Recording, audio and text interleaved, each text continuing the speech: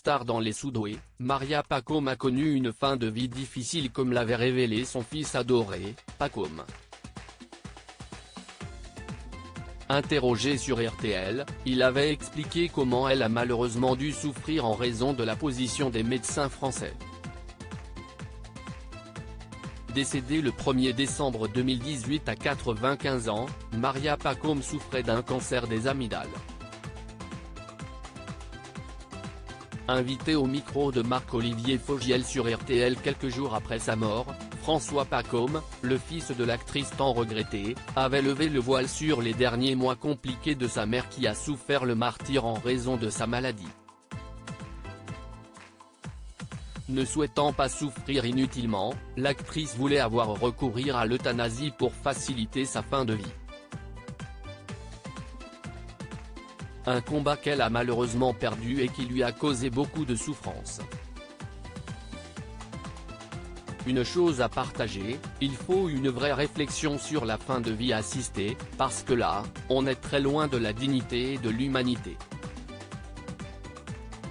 En attendant, buvons une coupe de champagne à sa mémoire, elle aimait bien ça, avait-il indiqué évoquant son long, douloureux et pas chic combat contre la maladie.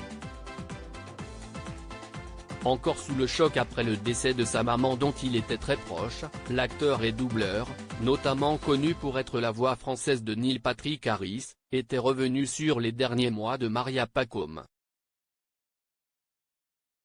Il confirmait bien que celle-ci avait souhaité recourir à l'euthanasie dès qu'elle avait appris le diagnostic et donc qu'elle était condamnée.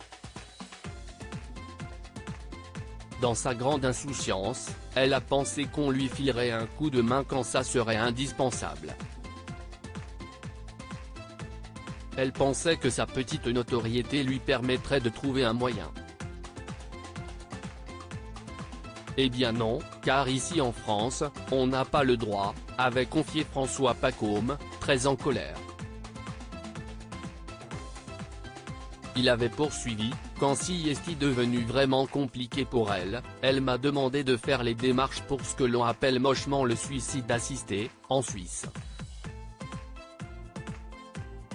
Un véritable parcours du combattant au cours duquel elle a dû débourser 10 000 €. Elle devait également se rendre 3 fois dans le centre destiné à sa fin de vie. Ma mère m'a dit, je ne peux pas faire 3 voyages en Suisse dans mon état, avait-il révélé, le cœur en peine face à la détresse de sa maman disparue. Un fils qui a été aux côtés de sa maman jusqu'à son dernier souffle.